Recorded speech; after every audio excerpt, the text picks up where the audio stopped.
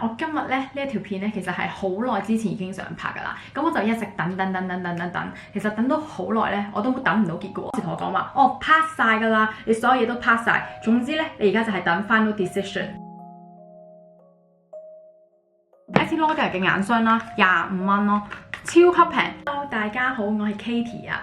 其實咧，我今日咧呢一條片咧，其實係好耐之前已經想拍噶啦，咁我就一直等，其實等到好耐咧，我都等唔到結果，所以我都唔想繼續再等落去，所以今日咧就想同大家坐低咧一齊分享下我申請 PR 嘅一個時間表啦，因為其實我到而家都仲係未有結果，所以我好明白一啲喺度申請咗或者未申請嘅人嘅心情係有幾咁焦慮啦，所以咧我今日咧想同大家一齊分享下我申請 PR 嘅一啲時間表啦，當中咧都有一啲好 tricky 嘅位嘅，咁我哋一齊開始啦。咁喺開始之前，記得要 subscribe 我嘅 channel。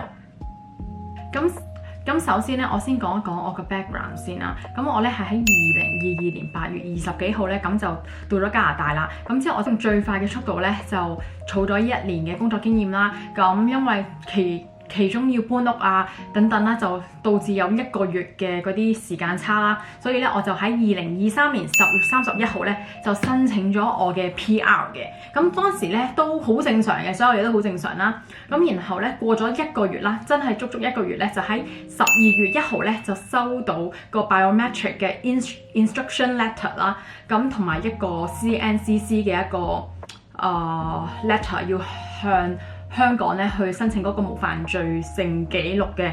咁咧呢兩封信咧當時係同時間收到嘅。咁咧我就唔喺呢一度好詳細咁樣講呢兩封信其實係做啲咩㗎啦。我相信因為如果你睇到呢條片嘅咧，你應該係要準備申請 PR 啦，又或者你已經申請咗 PR， 所以你應該都好清楚呢兩封信係做緊啲咩嘅。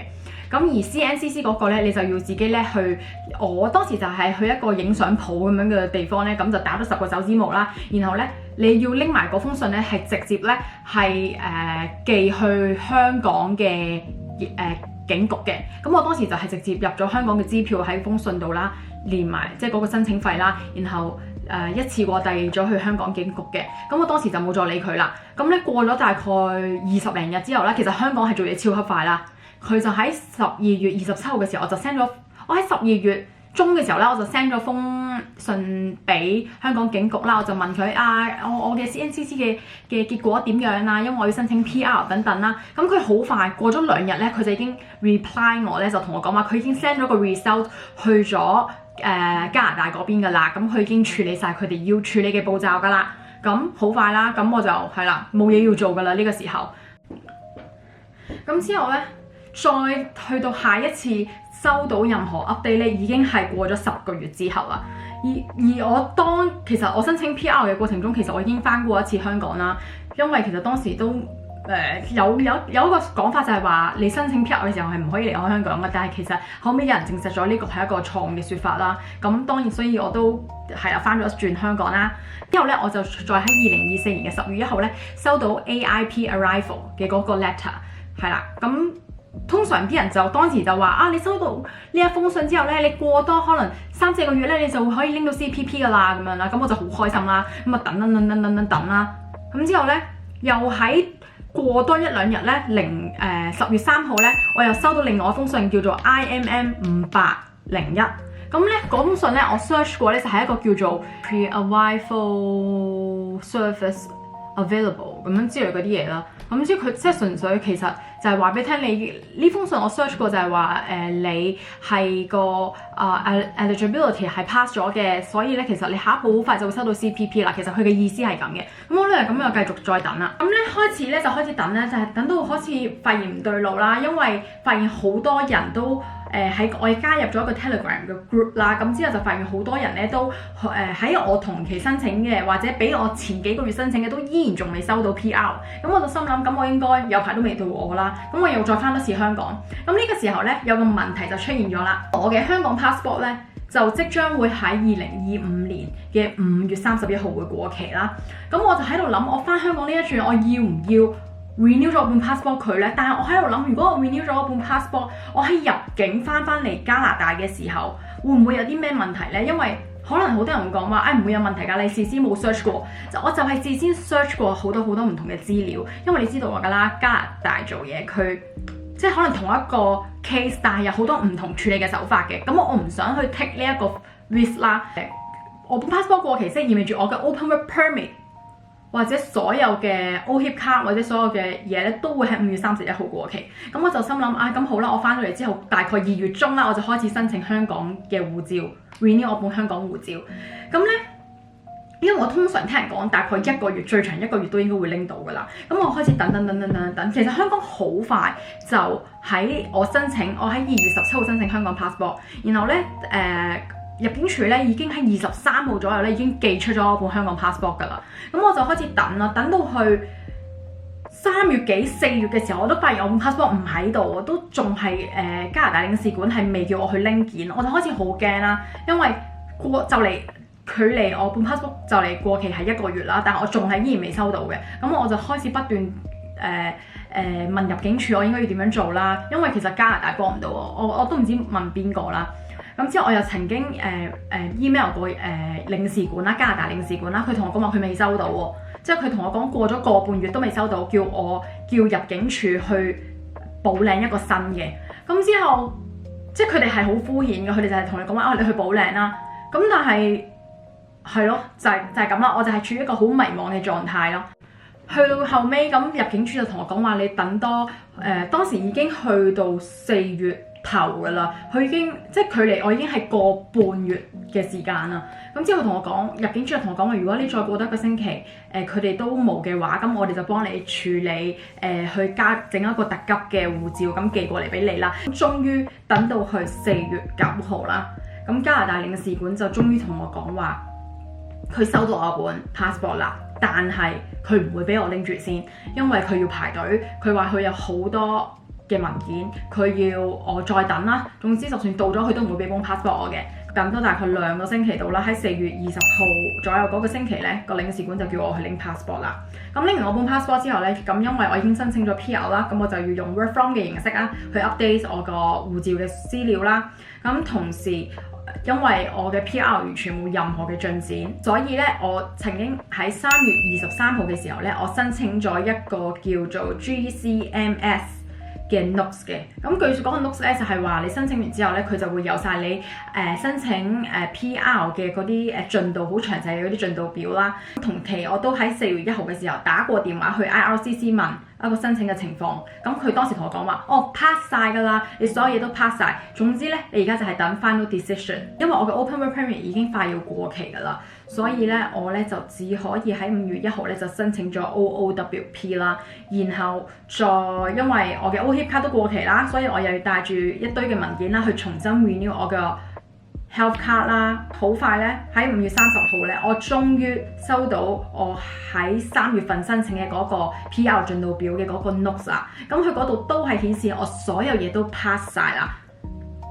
係啦，呢個咧就係我申請 PR 嘅一個時間表，即係我而家等咗，我都唔知幾多個月，我都唔想計。總之我喺2023年嘅10月去到而家2025年嘅6月，我都係未收到我嘅 PR。就算我嘅所有嘅嘢都pass 咗都好啦，佢哋可能就係唔係可能，佢哋就係因為 quota 嘅問題啦，就唔放 PR 啦。所以就係咁啦，呢個就係我嘅時間表啊。如果你同我一樣都係要申請香港護照嘅話咧，renew 香港護照嘅話咧，記得唔好去到最後嗰2-3個月先。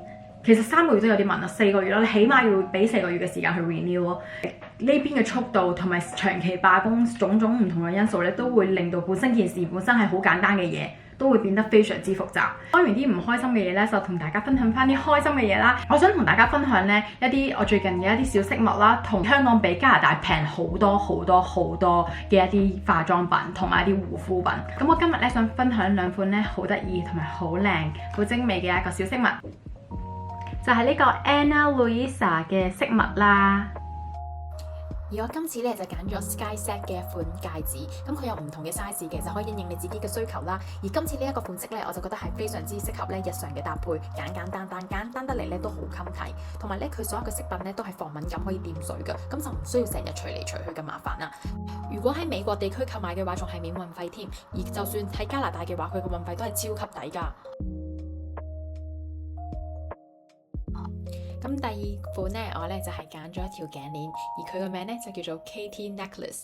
咁最重要就係因為我都係叫 Katie， 其次就係咧，我覺得呢一個頸鏈咧係好有復古嘅感覺啦，因為咧再望真啲，佢係好似有一個玫瑰花咁樣嘅形狀咧喺個頸鏈入邊嘅，咁隔離咧再搭配一粒細細嘅珍珠，咁咧就好簡單啦。咁講下點解咧呢個牌子咧，我都覺得好推介咧，就係其實識我嘅人咧都知我唔係一啲好中意戴好多唔同嘅飾物喺手嘅人啦，或者係自己耳仔啊或者身上面嘅人，因為我係一個勁懶嘅人。因為如果你要我不斷除呢一啲飾物，然後沖涼嘅時候要除飾物，然後要戴翻飾物，我覺得係超級煩咯。咁之後咧，但係咧呢一個 Ana Luisa 咧最好嘅就係咧佢咧係好耐用啦，同埋佢係可以接觸水同埋防敏感㗎。我知道咧有一啲飾物啦，其實我之前都買過好多唔同嘅飾物啦，即係就算有啲好貴價嘅牌子咧，就算佢掂到水或者佢唔掂水都好啦，過咗一排咧佢係會變黑啦，然後又或者佢個顏色係冇咗之前嘅嗰種光澤，又或者啲珍珠啊點樣咧係會甩嘅。但係佢呢一隻係唔會㗎，佢呢一隻咧係可以接觸水啦，啲特別嘅物料咧去製造嘅，所以咧佢係好耐用，同埋佢有2年嘅保養。如果過程中咧有啲咩問題嘅話咧，都可以聯絡佢哋㗎。最重要嘅係咧，佢啲價錢係好抵咯。喺香港要揾到一啲咧性價比咁高嘅咧，其實係勁難。最平都係可能幾十蚊起就已經可以有一啲咁高質嘅飾物。咁如果你都中意呢種飾物嘅咧，我就會將我條 link 咧擺咗喺 YouTube 影片下面。咁你撳入我條 link 嗰度就會有好多唔同嘅優惠㗎啦。都知啦，加拿大係好重稅㗎嘛。咁後尾咧就發現咧，原來呢邊成日都有啲開倉嘅喎，我要分享俾大家睇。前幾日咧就係 Estée Lauder 嘅一個開倉啦，咁之後咧佢入邊啲嘢係超級平咯。你諗下，我買咗一個精華水啦，然後咧佢咧超級平咯，佢咧只係44.75咯。咁呢個稅前價啦。咁喺香港講緊一支200 ml 嘅化妝水啦，精華水啦，係講緊可能我印象中係700至800蚊㗎，所以佢係勁平啦，佢係起碼平咗一半啦。然後咧我仲買咗一個同埋 Estée Lauder 嘅眼霜啦，25蚊咯，超級平。咁我相信呢啲係真貨嚟嘅，因為佢係勁大個開倉咁樣啦。咁咧佢係25蚊啫喎。咁之後咧，仲有我買咗一支 Tom Ford 嘅唇膏啦。之後我見咧香港買呢啲唇膏好似要成500幾蚊㗎咯。之後呢邊買咧正價都要80幾蚊稅前。之後咧我琴日買咗一支啦，係37蚊咯。之後佢支唇膏仲要係勁靚咯。之後仲有咩咧？仲有一個 Clinique 嘅胭脂啦。之後佢又係勁抵咯，20蚊雞，超級平。之後我之前又買咗一支 NARS 嘅唇膏啦，佢又係勁平咯。呢支唇膏好似都係幾廿蚊咁樣。所以後尾我發現咗之後咧，我就從此唔再喺香港咧買任何嘅護膚品啊或者化妝品過嚟呢邊，因為喺呢一邊喺開倉嘅時候買咧係抵勁多咯。咁今日咧就同大家分享咗一啲 PR 嘅時間線啦，同埋一啲可能我嘅一啲感受啊，或者等等啲嘢，同埋分享咗一啲小飾物，同埋喺加拿大咧有啲乜嘢係平過香港嘅。平超級多添，係啦。咁如果你都中意呢一條片咧，就記得幫我 subscribe 我嘅 channel， 然後 like 咗呢一條片 share 俾你身邊嘅人睇。如果有興趣嘅朋友就記得喺影片下面揾翻條 link 撳入去睇下啦。然後就下次再見，拜拜。